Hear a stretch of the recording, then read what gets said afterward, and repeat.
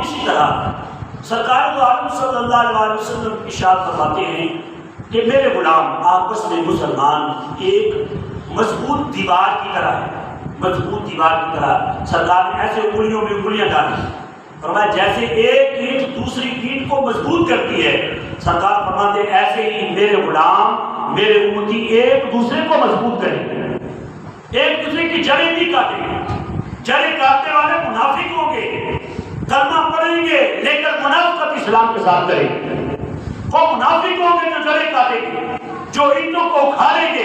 سرکار فرماتے ہیں لیکن مومن کے اندر یہ خسرت نہیں ہوگی، مومن کی خسرت یہ ہوگی جیسے ایک اینٹ دوسری اینٹ کو مضبوط کرتی ہے۔ سرکار فرماتے ہیں میرے بھی غلام، ایک غلام دوسرے غلام کو مضبوط کرنے والا ہے، ایک غلام دوسرے غلام کو مضبوط کرنے والا ہے۔ لہذا ہمارا مطالبہ ہے اپنی حکومت سے کہ جیسے فلسطین کے اوپر اسرائیل کی طرف سے ظلم و ستم ڈھایا جا رہا ہے اور اسرائیل کے اوپر جو ہے وہ اسرائیل سب و ستم ڈھا رہا ہے اور ان کے اوپر ظلم ڈھائے جا رہے ہیں، تو لہٰذا ہماری حکومت کو چاہیے کہ بالفور جہاد کا اعلان کرے۔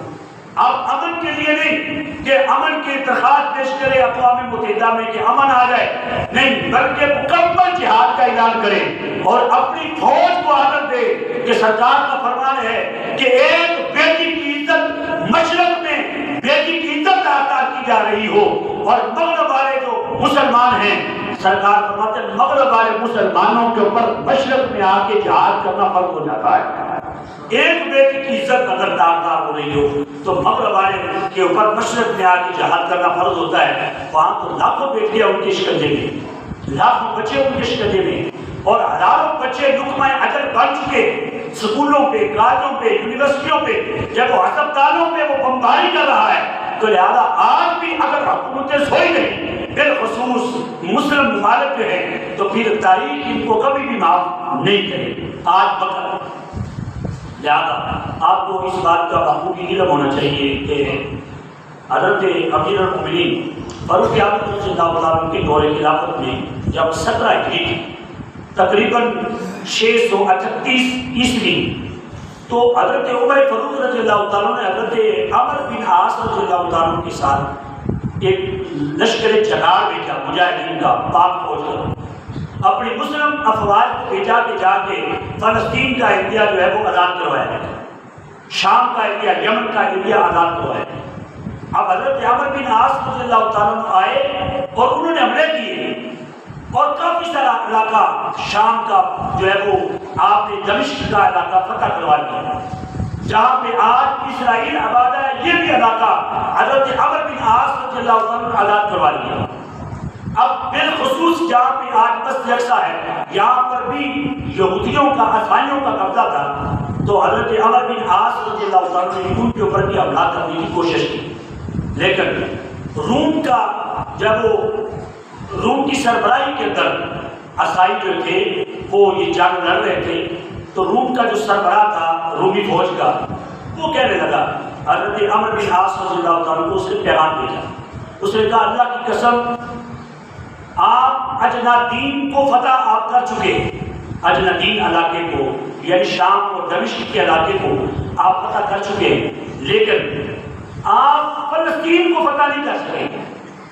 اگر آپ فلسطین کو فتح کرنے کی کوشش کریں گے تو آپ شکست کھا جاؤ گے۔ آپ کو حضرت عمرو بن عاص کو اس نے خط لکھا کہ آپ شکست کھا جاؤ گے۔ تو حضرت عمرو بن عاص رضی اللہ تعالیٰ کو جب یہ پیغام پہنچا تو وہ جو رومی سربراہ تھا ان کی فوج نے اس سے پوچھا کہ وجہ کیا ہے کہ یہ کیوں فلسطین کو آزاد نہیں کروا سکے، جس نے علاقے اجنادین کو، شام کو، دمشق کو سارا فتح کر لیا ہے، تو یہ فلسطین کو فتح کیوں نہیں کر سکتا؟ تو وہ رومی جو عیسائیوں کا سربراہ تھا اس نے الفاظ کہے، وہ کہنے لگا اپنے ساتھیوں سے، کہنے لگا عمرو بن عاص کے ہاتھوں یہ فتح نہیں ہو سکتی، کیوں؟ اس لیے کہ وہ کہنے لگا یہ جو فتح ہے یہ حضرت عمر بن الخطاب رضی اللہ عنہ کے ہاتھوں پہ لکھی ہوئی ہے۔ انہوں نے کہا کہ یہ کیسے، آپ کو کیسے علم ہے؟ وہ کہنے لگا کہ ہماری کتابوں میں لکھا ہوا ہے محبوب کائنات صلی اللہ علیہ وسلم نبی آخر الزمان کے دوسرے خلیفہ ہوں گے جن کا نام عمر بن الخطاب ہوگا، وہ فلسطین میں آئے گا اور مسجد اقصی کو آزاد کروائے گا. تو لہذا وہ آئیں گے تو آزاد ہوگا. اب خط لکھا تو حضرت عمرو بن عاص نے جابر کہا کہ آپ کی کتابوں میں لکھا ہوا ہے تو آپ اس کو ویسے چھوڑ دیں. اور انہوں نے تو مجھے بھیجا ہے. کہا کہ نہیں، ہم جب حضرت عمر بن خطاب تشریف لائیں گے تو آپ خود بخود ہتھیار چھوڑ کر ان کے ہاتھ چومنے کے لیے آ جائیں گے، آپ ان کو بلا لیں گے. اب حضرت عمر بن خطاب رضی اللہ عنہ کچھ لوگوں کے ساتھ مشورہ فرما کر جب وہ وہاں تشریف لائے مسجد اقصی شریف کے، کیونکہ مسجد اقصی شریف کے اوپر قابض تھے عیسائی، اور عیسائیوں کا وہاں پہ قبضہ کئی سو سال یعنی 500 سال تک عیسائی وہاں پہ قابض رہے. تو لہٰذا حضرت عمر رضی اللہ عنہ تشریف لائے تو سارے کے سارے جمع ہو گئے. انہوں نے حضرت عمر رضی اللہ عنہ کے آگے آگے سر جھکایا، آپ کے ہاتھ چومے، اور فلسطین انہوں نے مکمل جب وہ حضرت عمر بن خطاب رضی اللہ عنہ کو سپورٹ کر دیا. پھر حضرت عمر بن خطاب رضی اللہ عنہ کا سکہ وہاں پہ چلتا رہا، حکومت چلتی رہی. یہ حکومت تقریباً جو ہے وہ حضرت عمر رضی اللہ عنہ کی حکومت تقریباً 500 سال تک چلتی رہی. پھر اس کے جب کچھ سالوں کے بعد یعنی تقریباً 88 برس گزر گئے. 88 برس کے بعد پھر جو ہے وہ پادریوں نے جب وہ اپنی قوم کو برگلایا، عیسائیوں کو برگلا کے انہوں نے کہا کہ یہ جو فلسطین ہے، مسجد اقصی ہے، یہ ہماری ہے. انہوں نے پھر دوبارہ مسلمانوں کو شکست دی اور دوبارہ شکست دے کے پھر وہ اس کے اوپر براجمان ہوئے. پھر براجمان ہوئے، پھر وہ جب وہ فلسطین اور مسجد اقصی شریف ہے ان کے قبضے میں آ گئی. عیسائیوں کے قبضے کے اندر رہی. تو اس کے بعد پھر حضرت صلاح الدین ایوبی رضی اللہ تعالیٰ عنہ، حضرت صلاح الدین ایوبی بیت المقدس کو فتح کرنے کے لیے تشریف لے آئے. انہوں نے قبر قاصد صلاح الدین ایوبی کہنے لگے کہ میں جب وہ اس کو فتح کروں گا. تقریباً 761 سال تک بیت المقدس پر مسلمانوں کی حکومت رہی. 761 برس تک مسلمان اس کے اوپر قابض رہے. سلطان صلاح الدین ایوبی کے بعد انہوں نے جب اس کو پھر جس کو صلیبی جنگیں کہتے ہیں، صلیبی جنگ لگا کر حضرت صلاح الدین ایوبی رضی اللہ تعالیٰ نے پھر دوبارہ مسجد اقصی شریف کو، فلسطین کو آزاد کروا دیا. اور حضرت صلاح الدین ایوبی نے وہ انداز نہیں اپنایا جو حضرت عمر بن خطاب نے اپنایا تھا، بلکہ صلاح الدین ایوبی نے عیسائیوں کو 40 دن کی مہلت دی کہ 40 دن کے اندر اندر بیت المقدس کو خالی کر دو، فلسطین سے سارے عیسائی باہر نکل گئے. اگر 40 دن تک تم نہ نکلے، جیسے کہ ہماری حکومت نے الٹیمیٹم دے رکھا ہے کہ اپنے افغانستان کے لوگ جو غیر قانونی طریقے سے رہ رہے ہیں کہ 1 نومبر تک نکل جاؤ ورنہ ہم آپریشن کریں گے. تو ایسے ہی جب وہ حضرت صلاح الدین ایوبی نے بھی الٹیمیٹم دیا، ان کو ڈیڈ لائن دی عیسائیوں کو کہ 40 دن ہے تمہارے پاس، ان 40 دنوں کے اندر اندر بیت المقدس کو اور فلسطین کو مکمل عیسائیت سے پاک کر دیا جائے. مکمل عیسائیت. پھر فوراً آپ کا حکم سنایا گیا تو سارے کے سارے نکل گئے. پھر 761 سال حکومت رہی مسلمانوں کی. مسلمان 761 سال کے بعد اور پھر 761 سال کے بعد آ جاتا ہے 1948. 1948 تک یہاں پہ اسرائیل کا وجود ہی نہیں. عیسائی تو تھے، عیسائیوں نے 2 مرتبہ حکومت کی بیت المقدس پہ اور وہاں فلسطین کے اوپر وہ براجمان رہے، لیکن رہے وہ بھی غیر قانونی. لیکن فلسطین اسرائیل کا تو وجود ہی نہیں تھا. اسرائیل وہاں موجود ہی نہیں تھے. ایک مرتبہ بھی جب وہ یہودیوں نے وہاں پہ حملہ نہیں کیا. 2 مرتبہ عیسائیوں کی حکومت رہی، یہودیوں کی حکومت نہیں رہی.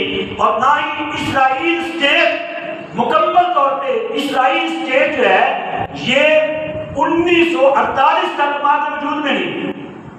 آپ 1948 سے پہلے والا پوری دنیا کا آپ نقشہ دیکھیں، پوری دنیا کے نقشے میں 1948 تک اسرائیل کا وجود نہیں، ان کا بالکل وجود نہیں ہے.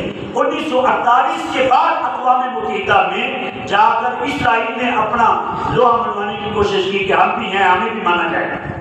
اور پھر جو ہے وہ یہ آہستہ آہستہ جو غیر مسلم جو وہ ان کے اندر ان کے اتحادی بنے، امریکہ، برطانیہ، فرانس اور ان کے اتحادیوں کی سازش کے ساتھ یہ علاقہ اسرائیل کے نام سے تجویز کر دیا گیا۔ یہ امریکہ، فرانس، برطانیہ کی جو وہ سازش تھی کہ انہوں نے اسرائیل کا نام تسلیم کیا اور اسرائیل کو ایک اسٹیٹ تسلیم کیا، وگرنہ اسرائیل کا تو اپنی نہ جگہ ہے، نہ اپنا کوئی گھر ہے، نہ اپنی ان کی کوئی اسٹیٹ ہے، یہ تو غاصب ہو کر مسلمانوں کے اوپر مسلط کر دیے گئے۔ تو لہٰذا یہ غاصب ہے اسرائیل کا تو وجود ہی وجود نہیں ہے، پوری 14 صدیوں سے بالکل اس کا وجود موجود نہیں تھا، 1948 کے اندر آگے ان کا وجود ہوا۔ تو لہذا یہ غاصب ہے اور یہ خائن ہے، یہ قابض گروہ ہے۔ تو لہذا اس لیے قائد اعظم محمد علی جناح رحمۃ اللہ علیہ نے فرمایا تھا کہ یہودی یہ جو اسرائیل ہے یہ بالکل ناجائز ریاست ہے، اور جب تک پاکستان وجود ہے پاکستان کبھی بھی اسرائیل کو ملک تسلیم نہیں کر سکتا، کیونکہ یہ غاصب ہے۔ تو لہذا ایسے غاصب کو اور ایسے قبضہ گروپ کو تمام اسلامی ممالک کو مل کر بھگانا ہوگا، اپنی افواج، اپنے مجاہدین اور جو ہے وہ وہاں پہ بھیجنے ہوں گے۔ یہ چھوٹا سا ایک اسٹیٹ ہے اسرائیل، اس کو تباہ برباد کرنے میں دیر نہیں لگے گی، لیکن ہمارے چھوٹے چھوٹے بچوں کو قتل کیا جا رہا ہے، اور ایک نہیں کتنے عرصوں سے ہر روز اخبار سے خبر آتی ہے، کبھی 5 فلسطینی شہید ہو گئے، کبھی 6 شہید ہو گئے، کبھی 10 کے جنازے اٹھے، کبھی 15 کے جنازے اٹھے۔ یہ ہمارے آقا صلی اللہ علیہ وسلم کا وہ مسلح امامت، جس مسلح امامت پہ سرکار نے انبیاء کرام کی امامت فرمائی ہے، وہ مسلح آج بھی وہاں پہ موجود ہے۔ لہذا اس کی حفاظت کے لیے پوری قوم کو، پوری ملت اسلامیہ کو اٹھ کھڑا ہونا چاہیے تھا۔ آج تک تو فلسطین کو آزاد کرنا چاہیے تھا۔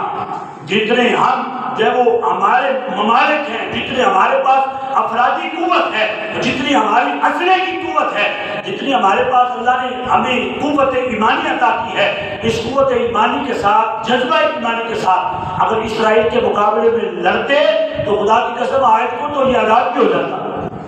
تو لہذا ہماری حکومت سے مطالبہ ہے کہ فی الفور جب وہ اپنی فوج کو فلسطین کے اندر داخل کیا جائے، تاکہ اسرائیلی کتوں کو فوراً وہاں سے بھگایا جائے۔ مسجد اقصی شریف کی آئے دن وہ بے حرمتی کرتے ہیں، ہمارے بچوں کو آئے دن وہ شہید کرتے ہیں، ہماری عورتوں کی آئے دن وہ عزتیں لوٹتے ہیں۔ تو لہذا ہماری حکومت کو چاہیے کہ فی الفور ان کا گلا کما کیا جائے، ہمارا یہ مطالبہ ہے۔ تو لہذا دعا ہے کہ اللہ تبارک و تعالیٰ فلسطین کے مسلمانوں کو آزادی عطا فرمائے، اور اللہ تعالیٰ ان کو اپنے غیب کے خزانوں سے ان کی امداد فرمائے۔ جیسے بدر کے دن اللہ نے فرشتوں کو بھیجا، سرکار کا فرمان ہے، کریم آقا صلی اللہ علیہ وسلم فرماتے ہیں یہ جو فلسطین، یہ جو مسجد اقصی ہے، یہ فلسطین کا حصہ ہے، شام کا جو حصہ ہے، سرکار فرماتے ہیں یہاں پر لاکھوں کی تعداد میں ملائکہ کرام ہر روز اترتے ہیں، یعنی کہ اتنی متبرک جگہ ہے، اتنی بابرکت جگہ ہے۔ ہر نبی نے کوشش کیا اس طرف آنے کی، ہر نبی کوشش کر کے اس طرف گیا ہے، لہٰذا اتنی بابرکت جگہ ہے جہاں پہ لاکھوں نبیوں کے قدم مبارک وہاں پہ پڑے ہیں، لگے ہیں، وہ پاک دھرتی ہے۔ تو لہٰذا وہاں پر جب وہ خون کی ہولی کھیلی جا رہی ہے، تو لہٰذا مسلم حکومتوں کو اس بارے میں سوچنا چاہیے۔